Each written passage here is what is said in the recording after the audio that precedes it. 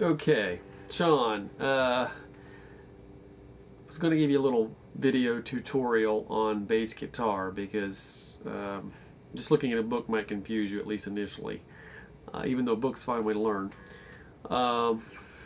First things first, this is a bass. It has 4 strings. Now this is technically a 5-string bass I'm giving you, but I took one of the strings off. Most bass players play on a 4-string, and that's how probably every bass player learned, was on a 4-string. Now eventually you may evolve to a 5-string, but most bass players spend their entire career just playing 4 strings. I don't know why I even bought a 5-string, to be honest with you. It was on sale, that's probably why. But what I did is just took that string off, so this is fine. The difference between a bass and a guitar is simply, or one of the main differences anyway, is on a bass you're pretty much always, you are always, now there's exceptions to every rule, but you're always playing one note. Okay, so at a time, one note at a time I should say.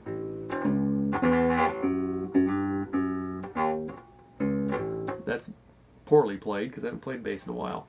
Okay. Now on a guitar, which I'm going to get up here now, usually, at least starting out, you're learning chords for the most part. So you're learning how to play several notes at the same time. So I'm hitting MIDI strings, at least 3, usually 4 or 5, even all the time at 6, usually at all 6 strings. Whereas on a bass, you're always just hitting one of the 4 strings. Okay? You're not doing chords. You're not doing that on a bass. So it's always one string. What that means is, on a bass guitar, it's important to learn notes. More so, starting out, it's important on guitar too, but on a bass, it's important from the get-go, I think. If you don't know anything about music, I'm going to assume you don't. There's 12 notes. That's it. Just 12. A sharp, B, C, C sharp, D, D sharp, E, F, F sharp, G, G sharp, and then you go back to A. Start over again. Now you may notice there's no B sharp and there's no E sharp. You go from B to C, and you go from E to F. I don't know why that is. I'm not sure anyone knows. Well, I'm sure someone knows, but that's the way it is. There is no sharp, B, or E. I don't know why. Okay. Now, on a bass guitar, and on a guitar too, but we're going to talk bass right now, each string is tuned to a certain note. Why this method was picked, I don't know why it's tuned to this, but this is called standard tuning. Your first note, which is the heaviest string, is the one closest to your face, is tuned to an E. So that's an E note. If you're not doing anything with this hand, you're just plucking the note. You can see with my right hand, this is not, I'm doing the computer video here, so, but you see this finger, I'm just plucking that note. Okay.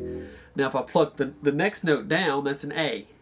A, I can't sing. A. Next one down is a D.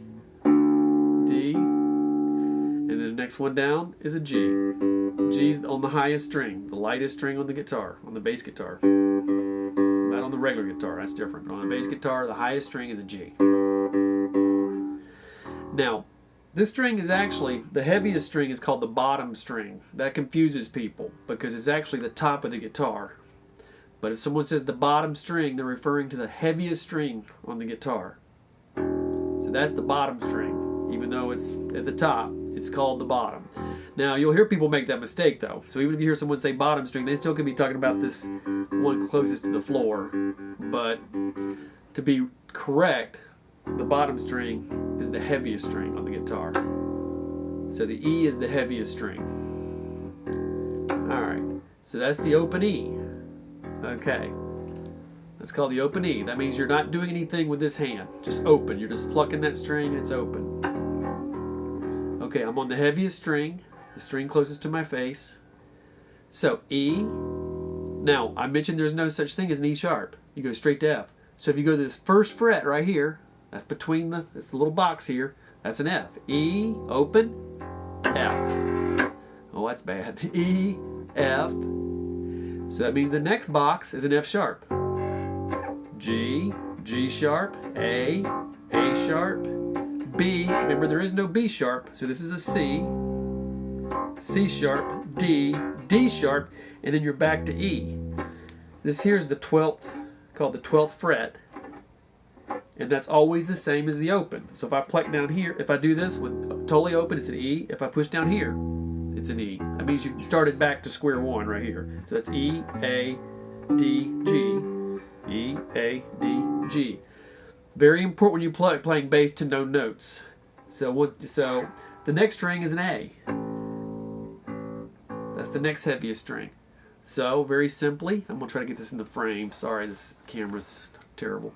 A, that's open. That's when you've got no fingers down. First box then would be A sharp. Then B. There is no B sharp, so that's a C. And you just make your way down. C sharp, D, D sharp, E. There is no E sharp. F, F sharp, G, G sharp, back to A because we're in the 12th fret. So when you're practicing, it's good to know in your head what notes you're playing. Okay. Now, that being said, you don't need to know how to read music. That's a misconception when it comes to especially guitar playing. Very few, and I mean very. I have met hardly any guitar players that know how to read music. You don't need to know how.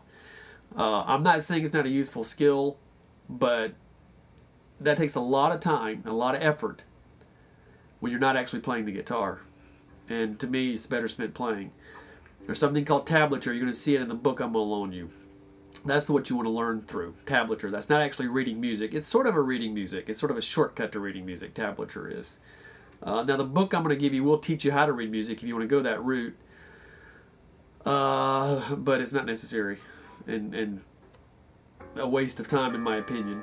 Even guys who teach guitar usually don't bother with it. And they usually know how to. The guys who teach usually know how to, but even they don't even use it that much. Only when they absolutely have to. So that being said, that's how you get started. You just work with the book. It'll show you what notes to play and how to play them in order. You might do some scales, like something like this.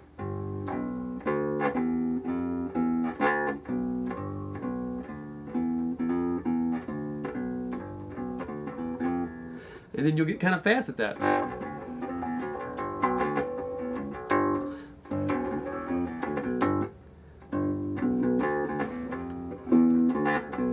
You gotta play a song when you do that. I'm not playing this real well because my fingers aren't tough enough. That's another thing. Your fingers will have to get tough, and they will as you play more. But bass, they really need to be tough. And I'm used to playing a guitar with much lighter strings than this. Anyway, hope this helps. I think it's good to see someone do a little something versus just what's going on in a book. I'm trying to think if there's anything else before I go here. Oh, bass guitar really, I think, should be use your fingers.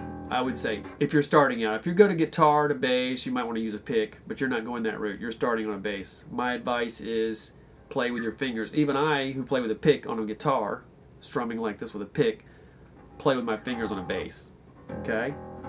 So I would say learn playing with your fingers. I think it's more useful because a pick has a harder attack, a sharper attack, which doesn't always go well with bass.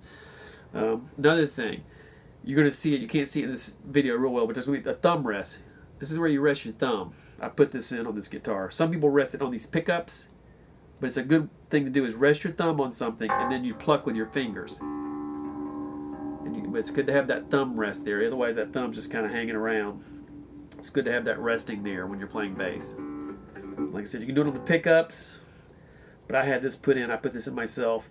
It's called a what is it called? A rest, I guess. Thumb rest, where you rest your thumb on. Okay, that's it. Hope that helps.